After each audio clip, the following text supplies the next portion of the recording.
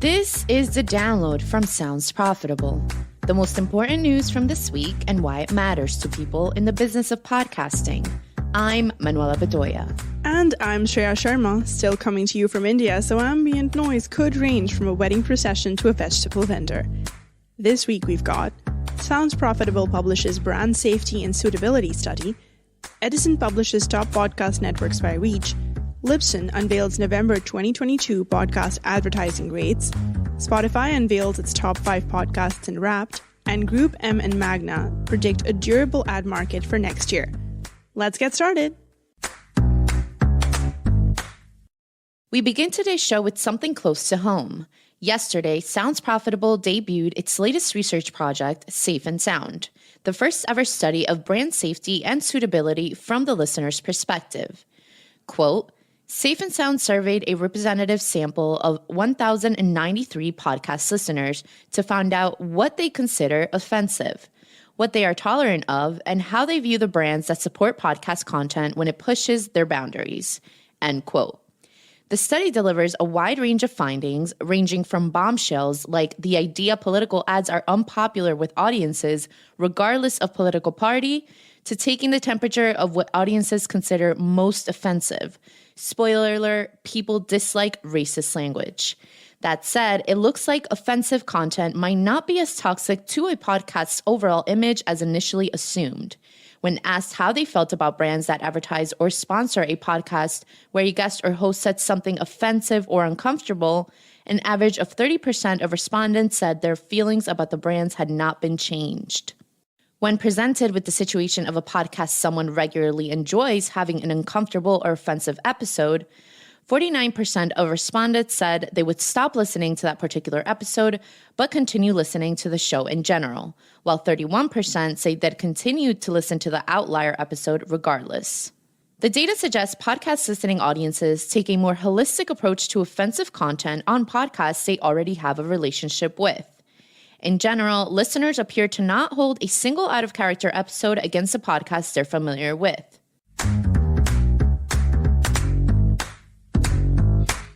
This Tuesday, Edison Research published the Q3 edition of U.S. Top Podcast Networks by Reach. Listeners of the download might remember that Spotify took the lead back in Q2, just edging out SiriusXM Media.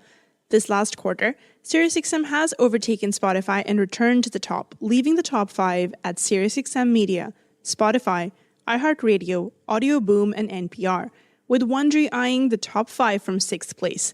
From the Edison blog post, and I quote, within the top 10, the biggest jump in rank goes to Wondery/Audible/Amazon Music, up 2 rank positions, propelled in part by their acquisitions of major shows like Morbid and My Favorite Murder. Bubbling below the top 10, Warner Media gained 3 levels in rank, now up to 14th, end quote. Once more, SiriusXM takes the top spot, but not without Spotify having broken their streak of having been at the top since Edison first started publishing Top Network by Reach Reports.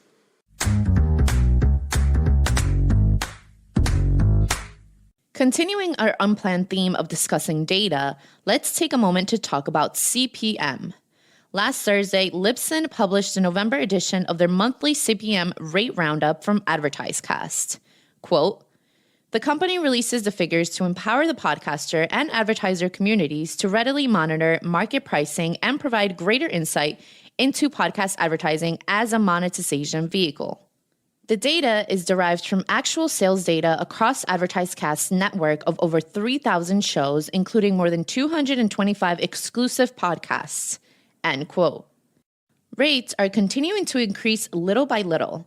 Last month, the average CPM rate was $24.75 for a 60-second ad spot, up 78 cents from the October average and a 6% year-over-year increase from November 2021.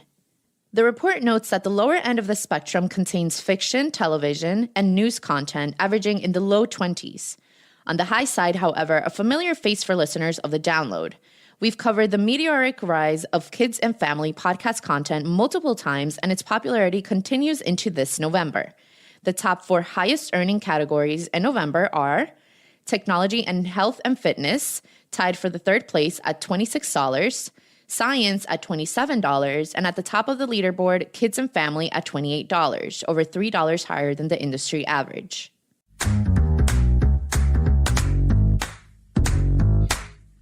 Some of you might have noticed a deluge of vibrant colors and boasting about listening habits last Wednesday, as the annual Spotify Wrapped dropped.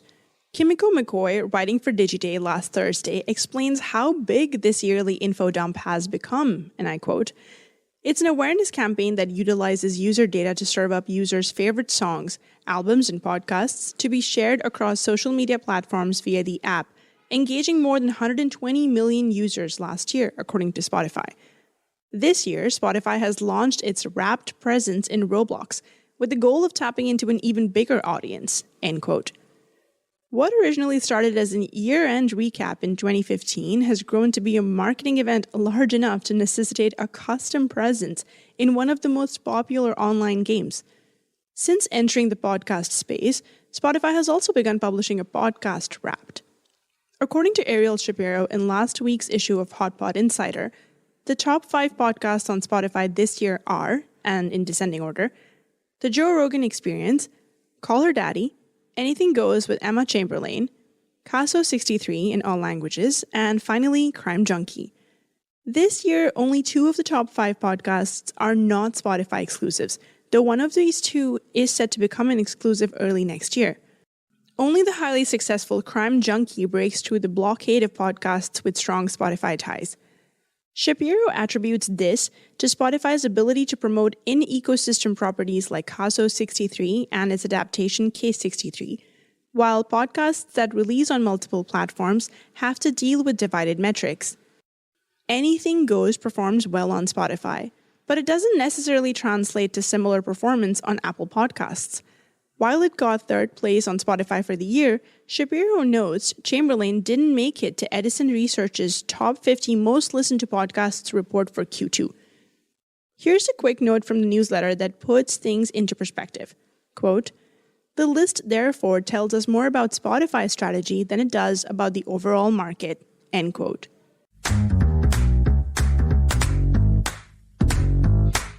For our final story today, we bring up a bit of good news in the face of a recession that we're either already in or about to enter, depending on who you ask. Hannah Yu, writer for AdExchanger, covered reports from both Group M and Magna this Monday. Quoting the article, global advertising revenue grew 6.5% in 2022 and is projected to grow 5.9% in 2023, according to Group M's global year-end industry growth forecast. Meanwhile, Magna's December global ad forecast predicts 4.8% growth in 2023 after 6.6% growth in 2022. End quote. Yu notes that these projections are lower than earlier forecasts, revised versions to meet current numbers such as Magna's earlier prediction of a 6.3% growth for next year. Still, as Yu reports, Group M's official line is they're looking at 2023 with conservative optimism. From the article, and Magna is on the same page, although we're likely to see a slight slowdown in advertising revenue growth in an uncertain economic environment, said Luke Stillman, Magna's SVP and Group Director of Global Market Intelligence. Growth should reaccelerate during the second half of the year. End quote. In addition to forecasting overall growth, Group M also anticipates retail media to grow from $101 billion to $110.7 billion in revenue next year. They also note CTV's particular resilience during COVID and its upward trends, even while pay TV subscriptions slip. Forecasts for next year aren't cloudless skies, but they're also not trending towards thunderstorms just yet.